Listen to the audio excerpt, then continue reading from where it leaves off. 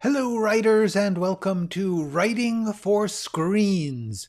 Today's live episode, Making the Writing for Screens book, Wrestling with Hype. My name is Glenn Gers, and I am the Chief Operating Everything at Writing for Screens, a channel that I originally set up in order to take the insights and skills and tools that I had to figure out for myself in a 25-year career writing for TV and movies. All of those things that I have had to work out for myself on my way out of the business, I am trying to leave behind, so I have created a bunch of short video lessons. This is a quick screen grab of Writing for Screen's main page, and if you scroll down, you'll see, once you get past For You, you'll see these three playlists. The first one is Screenwriting Essentials, then Screenwriting Tools, Skills, and Craft, and The Process, Being a Writer. These three playlists have about 50 10-minute videos. That's 50 10-minute videos for you, each on a separate topic, everything I could think of that will be practical and useful for you to try. Anything from genre, flashbacks, character, dialogue, all sorts of things. The title is always the easy to find topic, and so is the thumbnail. So you can just browse through and say, oh, what does he have to say about script format or dialogue or whatever? That's what I've done. And then when I finished those 50 videos, I started doing live streams. These live streams now are every Wednesday, if I can make it, at 1 p.m. Pacific Standard Time. I am bringing you a different topic each time. I talk for about half the hour, and then I open it up to questions. And that is what we are going to do today. Today we're going to talk about the things I am learning as I try to self-publish a book based on my 50 videos. It'll be coming out in a month or two. And that's what I'm doing here. Hello. Is that Lasfar? Hello. Or Yasfar? Please let me know. Hello to Casablanca. How cool is that? It must be, is it late at night there? Let me know. I'm very glad that you guys are here with me. Welcome. Let's get right into the topic, which is wrestling with hype. Meaning, now that I'm getting to where I will have a finished book of my screenwriting lessons, and I have to publicize it, I have to promote it, I have to sell it, and I'm wrestling with that. I am struggling with it, and I want to talk to you because I have a long-standing, difficult relationship with how-to advice. And how-to advice has really taken over the world in the past 10 years, especially 10, 20 years, really. But right now, if you look at the whole idea of influencing is essentially how-toing, and maybe how to makeup or how to, which coffee to buy. But all in all, everybody online is trying to tell you, this is the way you optimize. This is the way you beat the system. This is the way you do the best thing. And I really wrestle with this. I really struggle with it because I feel like if you do what all the advisors tell you about how to do it, then you're going to be doing it just like everyone else. And that is, to me, the worst thing. It's the death of creativity. It's the death of art, honestly. Like when you see that every movie studio has decided, oh, rom-coms are in, we're going to do rom-coms, or oh, westerns are in, we're going to do westerns. My first thought is, A, I don't believe you. I don't believe you genuinely like westerns. You're just chasing the trend, and it always turns me off. Furthermore, I always feel creatively there's a part of me that wants to do whatever is being done, but there's a bigger part of me that's like, I don't want to do that because then I just look like a clone, like a copycat, like an idiot. So I always try to think, what would I do? What do I want to do that is different? Being different at least makes you interesting in that way. Almost midnight. Hello to Casablanca. I'm so glad you're here. Hello, Akari and Thomas. Elroy, good to see you. And Doreen. Hello, everybody. We are talking about my struggle with advice on how to do things, particularly how to release, market, publish, produce, all those things which you are told a lot of on the internet especially, which is really the only place now, isn't it? But even books. And that's the tricky thing, because I'm trying to study how-to stuff about how to release my how-to book. And I had this same problem about 5 years ago when I started these videos, and I came to my own solution, which I feel very happy about. But I just want to say this is not easy. It is not like, oh yeah, this is solved. For me, I am constantly struggling with knowing that there is advice there on how to win, how to beat the system, how to game the system. But when I look back, I'm 67 years old now, and I've been trying to be an artist for 50 years at least, really more than that. And when I look back and I think about one of the few real regrets I have, it's how hard I worked following guides to success, following this is how you beat the system, this is how you win. And there was so much less of it then, but there was still a fair amount, because we're talking about starting in the 1980s. But especially before I became a professional screenwriter, before I was in, there wasn't that much information, but I glommed into it. I read every magazine. There was Writer's Digest, or the Writer's Magazine. There were all sorts of books. And I always wanted to do what they said. I always wanted to learn the rules. And the reason that I've come to the lessons I give you is because I have found that the rules generally don't work when it comes to art, when it comes to creativity. It's very possible when it comes to selling shoes or French fries that these business plans are right. But certainly in terms of the creative arts, most business plans, most how to beat the system plans are wrong. And the way that I, the backup I can have for that is if you look at all the people who are following those rules and not winning, you can only say, clearly there's something else that determines whether you win other than following those rules, because otherwise everyone who's doing it would win. There is a theory that the winners are good because they do it right, and that if you are not winning, you must have done it wrong. I don't believe that. I believe that the rules simply don't work all the time, that there are other factors at play. I'm going to just check in some comments. Hello, Thumper. Hello, Gary Ghouls, with a scary as hell little icon there, but fun. Hi, Next Institute. Hello, Professor of Logic. No, I'm not saying there's no way to win. Absolutely. They're always trying to sell you on selling. That's what I'm saying, is that it's not that there's no way to win. It's that there is no guaranteed way to win. That in fact, winning is a complicated thing and there are ways to win. But there's also no guaranteed way to win. There is no, like what I'm saying is when you look at these a series of advice for how to win at any form of creative work, and I'm just going to stick to that, it's very clear that following these rules will not by themselves do it. And like I said, there's a theory that, well, those rules work if you do them right. There's also a theory that says they work only if you're already good, which means they're nice, but they're not going to solve the real problem, which would be how to be good. But the other thing that is especially galling to me is the concept of A/B testing. I don't know if you've ever heard of that, but if you have, I'm sorry, because it rules our world. And the basic concept of it's A/B, A/B testing, which means that you take two possible choices, two possible routes that you could take. I'm going to we'll talk about that. I'm going to talk about my book cover. But what they do is they'll say, take two possible book covers, put them out to small samples of the audience, and see which one gets a better response.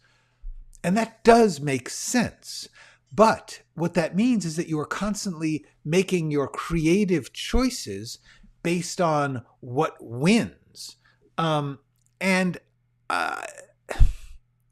what that eventually means is that you're not making your creative choices from your own creativity, your own instincts, your own talent. What you're making, you're basically hungry for success, thirsty, as the young folks say.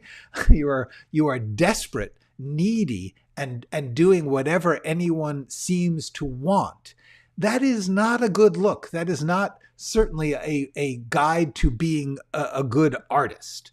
And admittedly, at this moment, I'm talking about selling my book, but you sell the book, and this is tricky. Maybe I don't. Maybe I should just sell the book the way the things sell, but I can't do it. I can't do it. All right.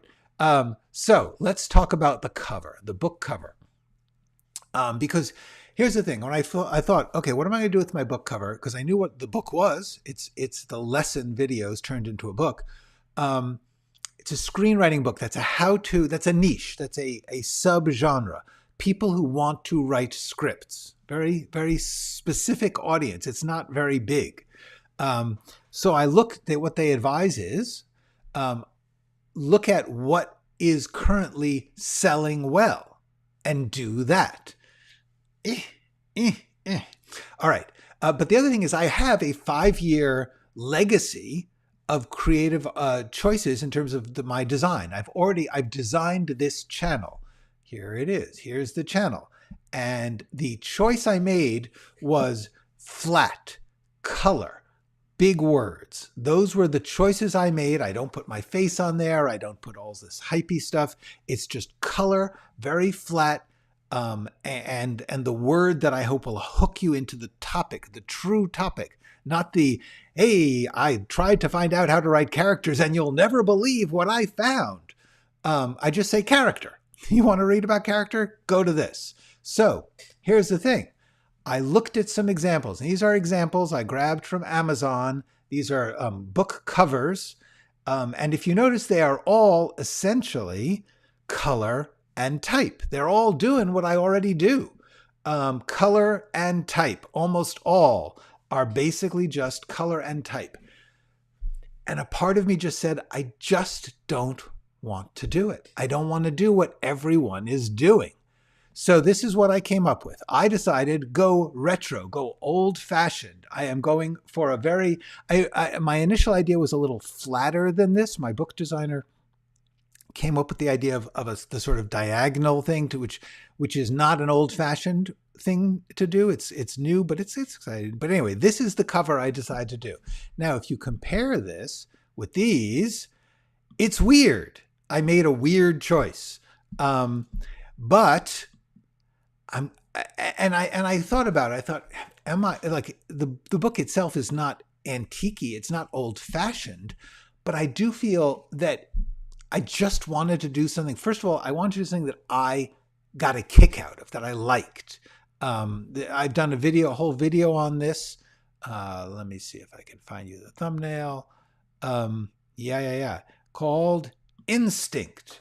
And I will put a link to this video down in the description when this episode is done. But I did this whole thing about the point is, first of all, I truly believe you should just like what you do. You should do what you do. And I like a lot. I happen to love typography. Always have.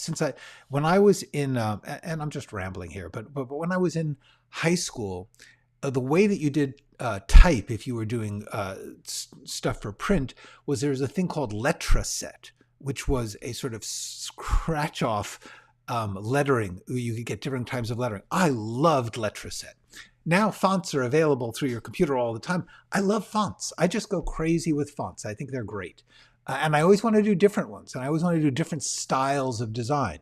So I just thought, I think I'm just going to do something that at least it's going to stand out. But here's the question. If it's very retro, not even retro, it's vintage, it's old fashioned, it's 19th century. Are young people going to be turned off by that? Very possibly. Also, is it going to look like some kind of crackpot, out of touch self-publisher, which there is a fair argument is what I am. So in that case, maybe I should enjoy that I am. But I also think my basic instinct is follow your instincts, and B, be different.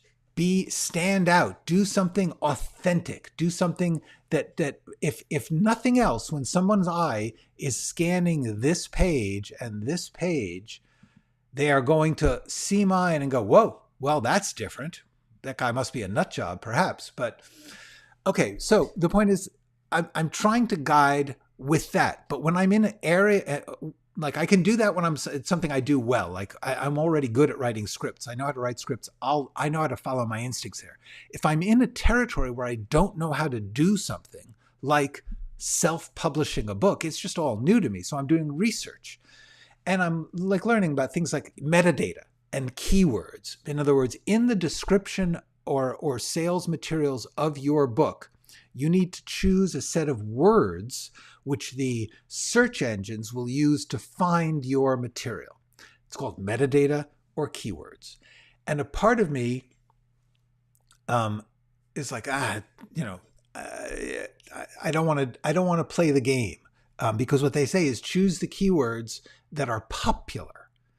But I want to choose the keywords that are right. In this case, I may be able to sort of cross over there. But what I had to remind myself, because a part of me just resists the advice that I get, was rules are tools. So this is the thing that when I talk to you guys, I'm very big on my own lessons, which I suddenly said, I have to listen to my own lessons, which is these advice things that I'm getting. Because I go to a lot of YouTube videos and watch like how to self-publish your book or how to market your self-published book. And a lot of it just seems like crap to me. But once again, rules are tools was the advice I give you, which is learn all the advice that people are giving, throw away the stuff that doesn't seem to work for you or doesn't seem to fit your vision, but use the ones that you do use. And I was trying and sort them out. You don't have to do everything everyone says. You should look at what everyone says to the extent you can handle it. To the extent that you're overloaded, stop. But, and the reason I'm doing this, by the way, is I'm trying to talk about a personal issue, but find a way to give you something that you can take away from it if you are not me, not doing what I do, something that like a basic principle. And this is my whole thing, a basic principle that you can use when you're doing it. So one of the principles I'm working on here is use my own lessons. The lessons that are applying to me today are A, rules are tools. In other words, yes, do research how people say to do this, and then use the ones that you feel are useful tools for what you are building, your way of building. The other thing is I'm realizing no matter how much I research, I have to learn by doing. And I'm going to give you an example of that. I did a bunch of research on pricing. How much should I price the book at? I had certain feelings about that, which is I wanted to price as low as possible because if anyone's reading my stuff, it's because they are struggling to be a writer. They are not rich. They do not have money to spend. And especially because textbooks tend to be enormous ripoffs. Textbooks tend to be highly priced because they feel like they have a captive audience. They have a small audience. They got to gouge what they can. So textbooks are incredibly overpriced. So I want it to be different. And I also want it to be accessible because the point is to actually get the information to people. So I did some research on pricing. I studied all these videos on it and read these online articles. And then I got a notice from Amazon that their pricing scheme has changed. And frankly, all of that advice was completely irrelevant. And I had to go on the Amazon self-publishing KDP site, and they had a little calculator. How many pages your book is, what size your book is. This is going to be the printing cost. This is going to be what we take from you. This is what you will make per copy if you sell it. Totally blew my mind. But the main thing is I would never learn that stuff from learning it. I had to actually do it. I had to go on the site, set myself up as a self-publisher, and then learn from the Amazon how-to rules the actual facts, because it wasn't the influencer's style. It was the actual information from the thing I was doing. So the other lesson is learn by doing. No matter how much you think you can learn before you do, you have to learn by doing. And And the other thing is just decide to do what will make you happy even if it fails. This is my big advice. Like I thought, could I do a cover just like everybody else? Yes. But would I be at least feel like if here's the lesson, this is the regret I keep having. When during my career, I did things because there were certain premises at the moment of this is what is selling. And if I did that thing and it failed, I felt awful. I felt empty. I felt kind of ripped off or cheated or fooled. But if I did something that I truly, truly liked and it failed, and it didn't feel bad at all. I felt like, oh, well, I gave it my best shot. I believe in it. I will continue to believe in it. Screw them. So that's the other lesson I really want to apply here. Do what you will be happy to have done. And yes, I see lots of comments and I'm going to get to them, but I want to get through all these little lessons first. So there's another little tip I have for you about something I do to deal with advice. Because when I go online, there's videos certainly, but if I'm going on for any form of written advice, if there's an advice article, the first thing I notice is how incredibly repetitive they are. There's a couple of introductory paragraphs and they talk, and sometimes they summarize a lot of other stuff. And when I want to get how-to advice, I just don't want that. And so what I've started to do, like if I'm reading a newspaper article and they're saying like, this is a good exercise to do for your upper body if you are an elder person. Like, oh, I need that advice. I copy that article. I copy it, copy the text of it, just the text of it. I copy the text into a word processing document. And then I edit it. I cut out all the crap. I try to do what I do for you here, which is get it down to a couple of simple sentences that I can say, oh, you do this exercise, or you use that weight. And I throw out everything else so that when I come back to it, it will be useful. So I just suggest for you, if you're looking at how to write advice or how to make films advice, one thing I would suggest is get the text version, copy it into word processing, and delete all the crap. Just get the points and then save that. That is my trick. That is how I learned to think in terms of simple how-to instructions. The thing is that when I thought about my promotional plan, because there's a lot of things that that how to promote your book advice will be. They talk a lot about like, try to collaborate with other YouTubers, try to collaborate with people. I'm terrible at that. I don't like doing it. I might eventually do it, but sincerely, not great. On the other hand, guesting on a podcast, guesting on something, doing a talk, I can do that. So what I'm trying to do is figure out what things I do authentically, and try to not ignore the stuff that I can do, like metadata. Okay, I should actually take an afternoon and look through the metadata on like the keywords on other books that I am competing with, other screenwriting books. What you do is there's like a whole lot of advice on how to find your metadata, and you go into Amazon search and you search for your book, and then you see what search words come up. Anyway, whatever that is, I can do that. I should remember, just because it annoys me, if I can do it and it is a practical step, do it.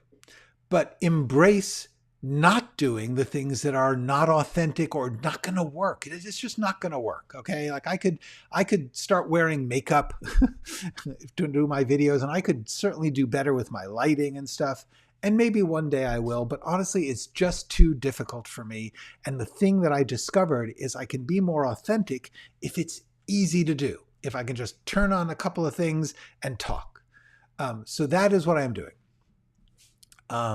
For instance, pre-orders. One of the big ways that they talk about doing when you release your book, they try to get you to do pre-orders. Pre-orders are a good way to provoke the algorithm.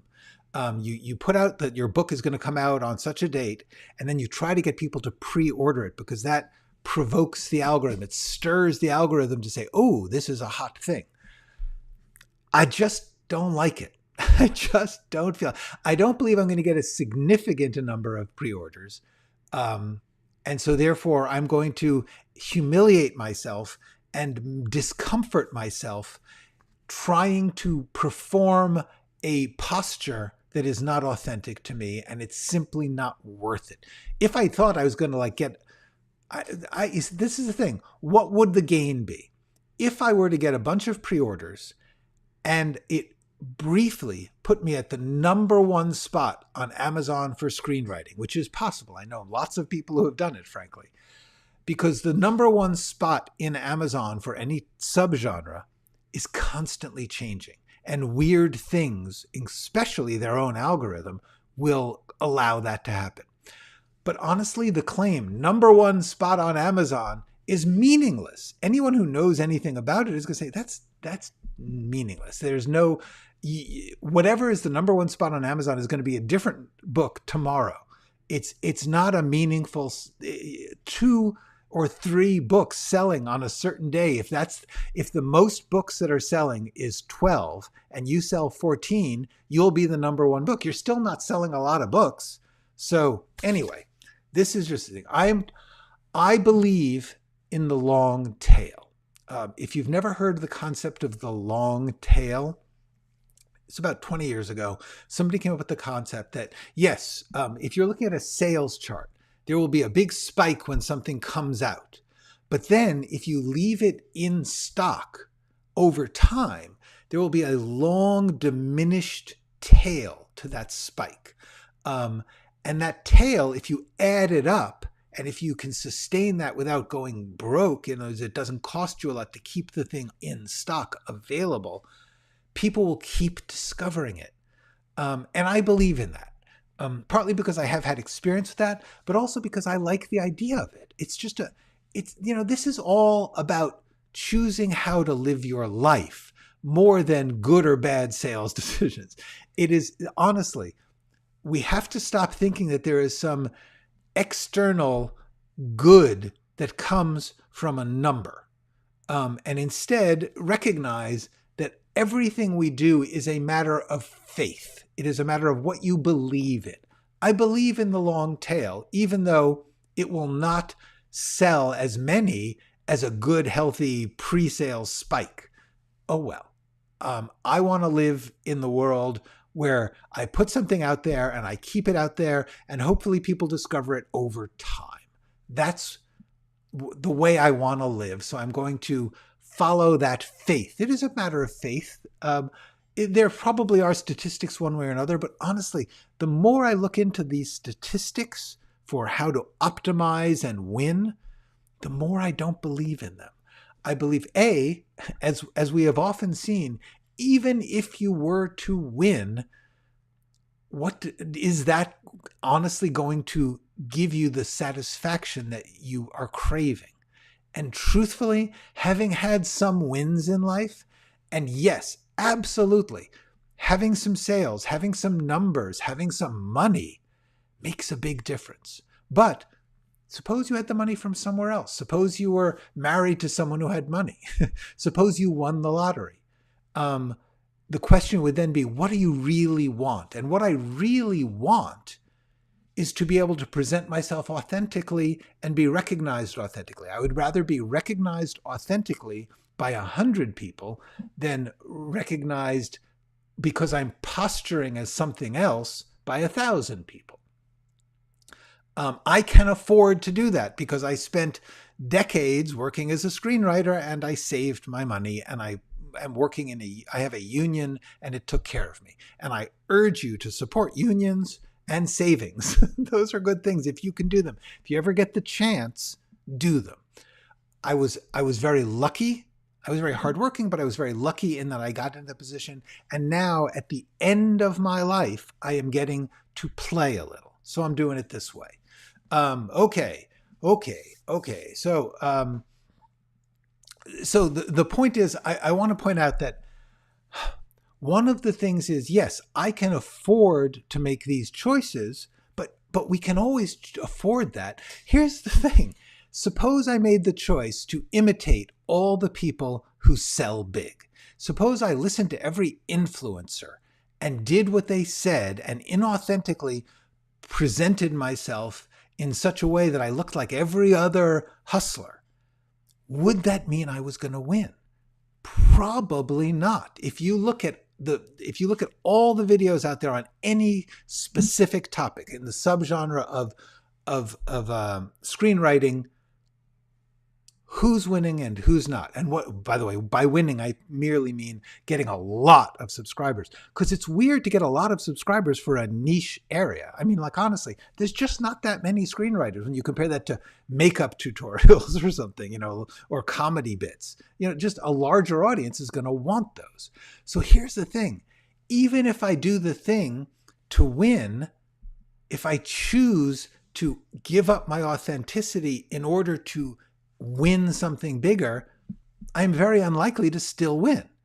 So the truth is, I'm choosing between a maybe goal and a real goal. I'm choosing between a dream of winning or a reality of doing. And so my point here is that everything is a choice. I often say that everything is a choice, but you are choosing from within reality. In other words, you can choose to try and be a Marvel writer, but you're only going to be a Marvel writer if Marvel hires you. And otherwise, you're just going to be a wannabe imitator writer. So the point I'm making is, often I say everything is a choice, and I do mean that, but it's important to recognize that you're choosing within reality. You can't just say, I choose to win. You can choose to try to win different ways, or you can choose different definitions of winning, but you can't choose to win. And the other thing is that for me, I've been heading towards preaching a basic concept of embracing your insignificance, which basically means live within your means, work with the audience you've got, work with the tools you've got, embrace your insignificance. Yes, you may not be a big name, but you may be able to do your work, and you should embrace that. But promoting yourself makes it hard to feel that, because a part of you is like, ooh, I got to win. A lot of this was provoked, which is very briefly I'm going to tell you. I was thinking about going to the Austin Film Festival. The Austin Film Festival is a fantastic screenwriting conference. Fantastic. I love it. I went there once in 2019. And it's what made me decide to start this YouTube channel, because I really liked talking about screenwriting, and I was on a couple of panels and stuff. So I thought, maybe I should go there to promote this book. Maybe I should. I remember that there were people who would like set up tables and selling their books or their software. And so I called them and I said, do you want me to be on any panels? And the answer was, we're kind of booked up on panels already, which is fair. Okay. The thing is, they are booking big names, showrunners for successful shows, people who have current movies, people who are big names. I'm not a big name. I'm just not. And I had to confront that. And this is nothing to say about the Austin Screenwriting Conference. They are fabulous. And if you have the money and time and you can go, I urge you to go. It's a great, great experience. But I had to recognize I was not a big enough deal to be in that game. And it shook me, because I used to be a bigger deal.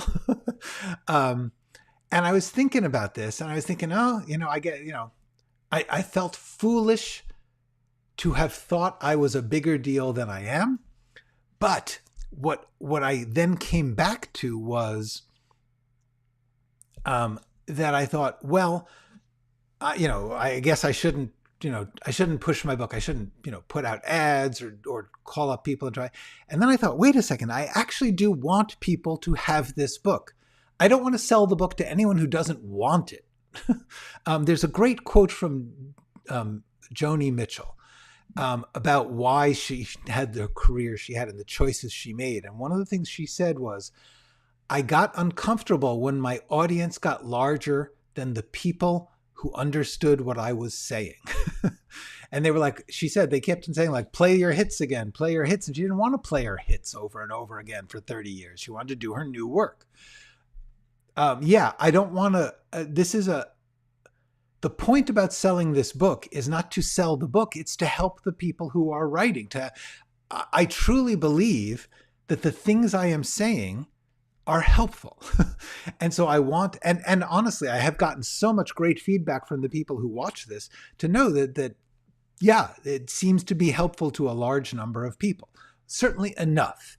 And so the thing I had to think about was to remember that I do want to let the people know it exists.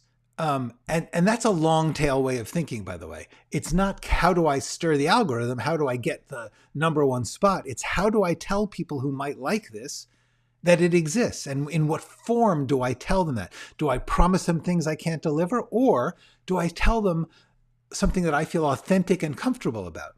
And what I realized is it's about the work. The thing that keeps me from able to do this, the thing that keeps me able to sit and talk for an hour with my face on a camera, which is not comfortable, is I really like the work. I really like talking about the work. And I do believe that people think that's it. And I it's about the work stupid because there's this famous keep it simple, stupid, KISS. It's a great slogan, keep it simple, stupid, but the stupid seemed a little bad, so I just stuck with it's about the work. And as long as I keep that focus, as long as I try to do what is the authentic driver of the work, I think it's worth doing. I think it's cool. I think that I should keep doing it. So that is really the final lesson I want to have here is what I often say is do the good work, do the work you believe in, do the work that is the best you can do that you want to do the thing that you want to do, whether or not it's what people say you should do. And then the most important thing beyond that is you have to put it out there. And that's the stage I'm at. I need to put it out there, and then I need to be careful. For instance, the Austin Festival was really expensive to buy one of those tables. I can't afford that. I mean, I can afford it, but I will never make enough money selling this book to pay that back. So therefore, I'm not going to do it. But that doesn't mean I can't do the things I can do. I can do online ads. I can do podcasts. I can put things, and you need to put it out there and to continue making a life that lets you do that. So those are the lessons of the day. It's been a little more than half an hour. I'm going to go back now on comments because there's a lot of comments and I appreciate that. Okay. Hey, Gene, I'm so glad to see you. I hope things are not too hot or wet in Georgia. I hope all is well in Ward number 6. Hello, Michael. Thank you, Thomas. I appreciate that. I am preaching to the converted here. Anyone who's going to be on these live streams, they're already on my I want to write a list of 10 excruciatingly difficult things you must do to become a successful writer. You want to write that list? Please do. Different things for different people. For me, the excruciating thing is getting faithful about the work that you're doing the things you believe in. I would love to know what the other excruciatingly difficult things you must do. I do believe that some of the excruciating things you must do are putting it out there. It's hard to put it out there if you're a writer because you're probably not a hustler. You're probably not a public personality. It is weird for me to say this because this is the only way that I am comfortable is if I am talking about the work. I am not ordinarily socially too comfortable, but it's about the work. And that's what I have to offer. Thank you, Alex Alexis. I'm really glad you like the cover. I do too. I really like it. Unique is what sticks out. Thank you. Yeah. Looking forward to the book. I appreciate that, Matthew. Michael says, most screenwriting students have a basic knowledge of film history. Love the image of the manual typewriter. Yeah. I think so. Oh, people are liking the cover. That's cool. The diagonal typeface works well at the time. Yes, it does. A part of me thought to really be vintage, it would be flat. Because old letter forms were pressed. There wasn't diagonal stuff when you were when you're doing old-fashioned letter press work. And And it would be cool to do an old-fashioned version, but the fact is, Mariam, my designer, who I will talk more about in other episodes, she did a beautiful job with the cover. Thank you, Moria. I so appreciate you being here. I'm an author and happy you're talking typeface and tools. Yay, I'm so glad. Oh, so Amazon does everything for you. That's great. They don't do everything for you, but they do actually present the information by which you can do it yourself. That is what it's there. It's complicated for those of us who are not tech friendly all the time, and I try to be, but still, like, every type of software has its own intricacies, and I get fussy. I wish I could cut the fat off my belly the same way. Yes, I agree. That's why I give advice to take the how-to stuff and cut it down to the good stuff. Hey, A-Link. Hey, Anne. Anne Anke is watching from France. How cool. And it's night and a full moon. Is it a full moon? Be careful out there. Okay. Professor of Logic, you would guess Amazon would have their own metadata generation system that can suggest a bunch of tags for you. It might, but I would probably not like it. That's the problem. Next, yeah, no, I will look. I mean, the truth is, I am going to troll for all the possible metadata and keywords. It is worth doing that stuff. There's a part of me that, honestly, I just get overwhelmed. I get overwhelmed, and I hate sounding like a hustler. I hate sounding like a wannabe. And by the way, the problem with being a hustler is not hustling. It's that the grind is not inherently bad. It's if you are hustling to the exclusion of the thing. If it's not about the work, it's about the sales. That is what disturbs me when you get people who tell you principles of sales, which they apply to everything. Nothing applies to everything. And so therefore the advice on how to do this live stream would not have me doing what I am doing. But if I did what everyone told me to do, I would be indistinguishable from all the other people. And I do actually have something. Everyone has something unique about themselves. Will that be popular? Not necessarily. My channel is nowhere near as popular as others, but it's popular enough. And it's popular. The point is, and once again, it comes to another thing. What's the point of selling something that you don't even like? What's the point of creating something that you don't like? If you are not doing the thing that you authentically believe in, then why are you doing it? If it's to sell, you'd be better off selling crypto coins, okay? This is a bad way to make money. It's a good way to make a healthy mental life. It's a good way to feel like your life is not oppressing you. It's a good way to have fun. Okay, so Next Institute says, always follow your instinct. Almost always. It is helpful to guide your instinct. Once again, like I said, everything is a choice, but you do have to choose from within reality. And if your instinct does not suit reality, if your instinct is something that is simply impossible, it's good to learn what reality is and then follow your instinct within it. Okay. Michael says, I thought William Goldman's book was on screenwriting, but it's a hard look on the business of screenwriting. Yes, it's really funny. William Goldman's book came out when I was just starting to be a screenwriter. This is a long time ago. William Goldman's book is called Adventures in the Screen Trade. And it was the very first behind the scenes how-to guide to being a screenwriter. There was nothing else except Sid Field out there. And Sid Field was not about the business, it was about the craft. So William Goldman's book, I read that, and all I thought was, this is so exciting and inspiring, because he's talking about how he did it, how he made it. Years later, I reread the book and I realized most of it is a scream of anguish at how frustrated he was, how bitterly disappointed he was with his inability to do what he wanted because of the business. It's an interesting thing. When you read things at different times in your life, you recognize things. Once I had been in the business a while, I saw that I had been deluding myself, that it wasn't all a story of winning. And I like it better for that. Elroy says, my lessons are very helpful. Thank you. Thank you, Elroy. I really appreciate that. Gail says, being a big deal doesn't mean a person is able to convey the art of screenwriting. That is true. But if you're trying to sell tickets to a panel discussion or trying to get people to come to Austin to be at the festival, if you say the guy who wrote, Thunderbolts is there, or the women who wrote Thunderbolts,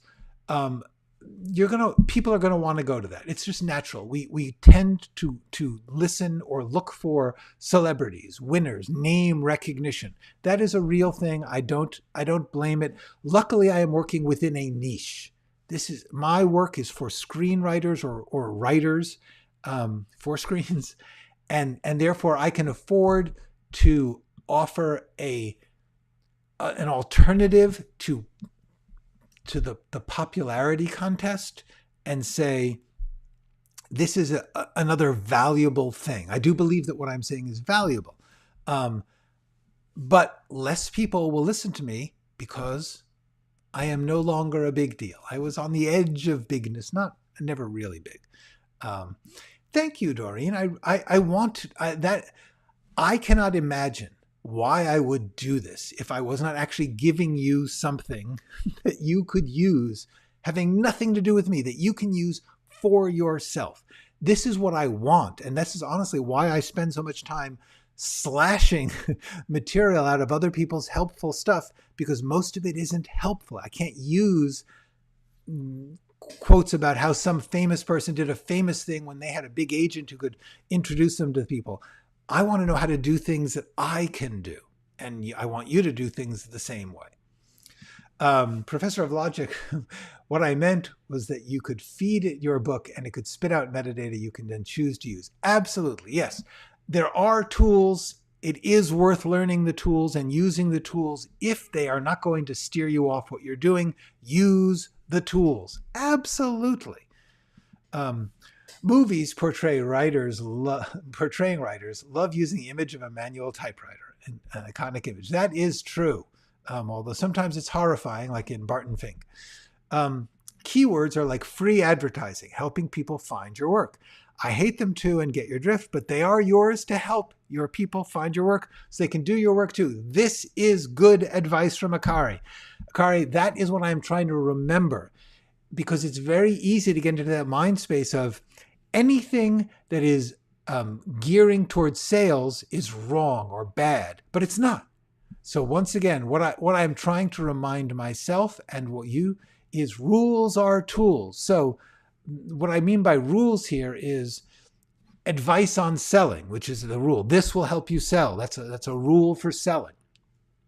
It's a tool. And as Akari has pointed out, the point of that tool is to mean that when someone searches for something, they will more likely find your book. That is a valuable tool, and I will learn my metadata. Thank you, Moria. It's so great and so cool. You're in Argentina. So glad to have you here. Thank you. Any books you recommend? Yes, I do actually like Sid Field's book. If I was going to recommend a screenwriting book, admittedly very old, but Sid Field's book, Screenplay, is to me one of the solid how-to. There's actually a lot of decent. Michael Hoag's book I thought was pretty good. I honestly don't remember. It's been 20 years since I even looked at any of these books. Jill Chamberlain, who has this very specific system called the nutshell technique. I don't necessarily believe it's the only way to do things, but she's a good teacher. So, who knows? Thank you so much. Do you have a link to your book? No, I haven't put it out there yet. The book isn't, I'm still in the design and printing part. September, I will be putting out the book, but I think I'm not going to do pre-sales. I think I'm just going to wait till it's ready. When it's ready, I'm going to post it and say, hey, buy the book. Because for me, I was talking to my son about this because he's always on the knows when trailers drop and movie trailers. And sometimes the movie trailer will drop for something coming in a year. I don't want to know about something that I can't buy for a year. So I'm going to not put out any ads or stuff for my book until you can actually click that minute and buy it. Thank you, Mike from NYC. You have a long name, but I like it. E-Spider J Juice Mike Mook. Yeah. What are you, a Mook? Okay. Thank you, Parker's Lens. I appreciate that. Why are people obsessed with popularity? Sanchez Pablo asks. That is a good question. Different angles on that. The thing to remember is popularity does translate in when it comes to business. Popularity translates to sales, and sales translates to money. So for some people, popularity equals money. And if you want money, if you're looking to do something because you're doing it for money, then you want popularity. The other reason for popularity is it feels good. To think that like thousands and hundreds of thousands of people like your work or like you, that's a cool feeling until they start to like say, oh, hey, I'm coming over to your house tomorrow. Then it becomes like, what did I get myself into? But it's tricky. You want an audience. In theory, you want an audience safely. You want an audience that is dealing with your stuff and not you. But so many of us, they confound the two. And it is very hard. It's a lonely world. It's a difficult world. You want recognition. You want praise. That's natural. But you have to decide, and this was what I was getting at. You have to decide whether you would trade. If you want people to give you praise and you do things performatively to get that praise, are you getting praise? Or are you, in fact, just getting praise for an authentic performance? That's my key. I will just briefly tell you this story. When I was starting to make independent films, this is 25, 30 years ago, I decided I had made a bunch of money from being a screenwriter, and I could afford to take some time off to make a low budget, no budget film. And I was trying to decide which kind of what project to do. And I happened to go to a thing which is long gone now, but it was called Doughboy's Dozens. And it was a screening series that this guy named Doughboy had, where he ran shorts for independent film people. And you went. And so I saw about 10 shorts, and anything was possible. There were people who were doing very, very pre-professional film school where they had gotten all these people to do like high level technology and beautiful lighting and expensive cameras to do a very, very professional looking short. And there were other people who had just grabbed a camera and done some experimental thing for their film class, or even in some film classes, they had been restricted. You have to use 16 millimeter no sound, something really like it's going to be hard to tell a story. And I found that when I was watching these dozen shorts, the ones that made me excited to create were the really scrappy ones, the really messy ones, the ones that were authentic and accessible. It's sort of like what Kevin Smith said about Clerks. He decided to make Clerks because he saw Richard Linklater's Slacker. And Slacker is a clumsy film, but it's an accessible, authentic film. And what Kevin Smith said was, well, if that counts as a movie, I can do that. I can be clumsy. I can be authentic. And he did. And it's, I think, terrific, but it is clumsy and it's very, very authentic, but it's very, very cheap and small. So I chose at that moment, I learned a lesson there because I chose to do a very scrappy, cheap, difficult, weird, authentic expression of myself. It was partly successful. It was partly a failure. I could never release it because I got into contractual difficulties. And it was a very challenging film, morally and ethically. Anyway, the point is I recognized the value of authenticity, the value of doing something that you will be happy you did, even if it is a disaster, because so many of these things that we do are disasters. They really are. It is likely that anything you do creatively will be a disaster. Learn to love that. Learn to have fun with that. That is the thing I'm going to do. Film Courage somehow starts to feature directors now. Before there are more. Yeah, well, they're just doing film. It's Film Courage, and they're doing film making. So yeah, that's. I think that they're just collecting filmmakers. I'm hoping to actually go back on there because I like Film Courage a lot. Michael says, I'm sold. Every good writer must have a very sharp axe. That is true, Professor. Roberta says, agree. I found the screenwriting videos that are free are always better than the paid screenwriting classes somehow. Isn't that the truth? Just basically, people who are talking to you from their own true experience and telling you what they learned, it tends to be better than the ones who are calculating what will succeed. Recommend your book. I will as soon as I get it. Rules are just tools. Yes, Thomas, that's actually a good point. That I may actually change that. I'm writing that down. Rules are just tools. Huh, that's real. You know what? Well done, Thomas. I may change things. Yes, I have a son. I don't like to talk to him about too much because he doesn't want to be talked about by me. Christopher Nolan's new movie trailer is out, but his movie ain't here. Yeah. Okay. This is what I mean. And it's kind of adorable. It's kind of fun. Yeah. They sold out the first IMAX screenings of Christopher Nolan's The Odyssey 1 year in advance. They put the tickets on sale a year in advance. You know what? Kind of fun because Christopher Nolan is Christopher Nolan and because his fans are his fans. And that's kind of cool. But the truth is, that's crazy talk. Okay. I'm going to have to cancel. No more comments. What do you think about the Naked Gun feud? The original director, David Zucker, says the new film doesn't do what the original did. You know, I haven't seen it yet, but I am a big... so far, everything I know about the new Naked Gun looks terrific. And it is understandable that the old director would feel that changes to his work or to his vision are not the same. I don't, from what I heard, he didn't say it was bad, right? I think he said it was good. It was just not the same. Cool.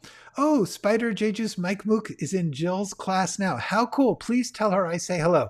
I know Jill. She's terrific. Say hi for me. She is an excellent teacher. Jill Chamberlain she's an excellent teacher. And even though, as I say, rules are just tools and the nutshell technique is a set of rules, but she's an excellent teacher. And those are good tools to have. How to write to low budget that I can keep low to the point I want to shoot it yourself.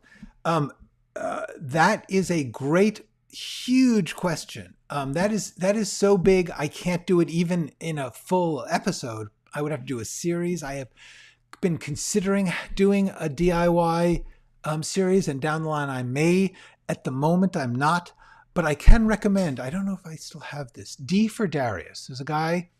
There's a YouTuber named D for Darius. And he does really, really good low budget how-to. D for Darius. And it's D for, like the numeral 4, Darius, Darius. D for Darius, I strongly recommend him for how to do no budget. He's real good. I can't recommend Andy Gerdot enough. His videos are free like Lynn. Oh, cool. That's great. I have never heard of Andy, and I'm glad to know that. Mike Mudakash, his YouTube channel is for my kids. Cool. Can we get you on? Yeah, just contact me. Absolutely. Hold on. Here, contact me. Go to writingforscreens.com. Hit the contact me button. Yeah. I would be more. Mike. Oh wait, Mike, you've already contacted me. And I said, let me wait a couple months. As soon as the book is out. Yes, I will absolutely do that, Mike. This is great. Nice to meet you. Mike emailed me separately and comments with me. Anyway, the point is, Mike, how you doing? Thank you. Yes, I will indeed go on your podcast as soon as the book is out. Don't forget to hit the like button. Thank you. And thank you, Maria. That's great. Okay. Yes, here it is. D for Darius. Oh, I'd spelled it wrong. Thank you. D for Darius. If you are looking for how to make movies, low budget movies, yeah, D for Darius. He is legit amazing. I agree. I think I got to tell you, I am a big fan of D for Darius. Okay. About last video, Kurosawa adapted many Shakespeare plays to Japanese movies. That is true, and did it brilliantly because he adapted them in his own way. It's been fabulous talking to you all. I am so glad. Thank you for my likes. Thank you for my views. Thank you all. We are having fun. We will continue to do this because the key is it's all. Let me see if I can get this up here. It's about the work. And that's what it's all about. So I'm going to offer you this advice. Go write something.